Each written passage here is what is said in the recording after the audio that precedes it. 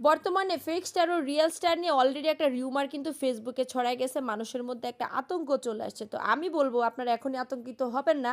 কারণ হচ্ছে ফেসবুক আমাদেরকে এই বিষয়ে এখনো কোনো কিছু ক্লিয়ার করেনি যে আসলে রিয়েল কোনটা ফেক আছে কিনা।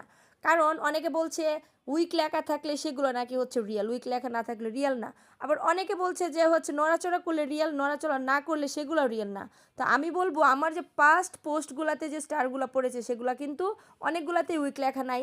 আবার অনেকগুলা নড়াচড়াও করে নাই, সেগুলা কিন্তু আমার পে আউট হয়েছে।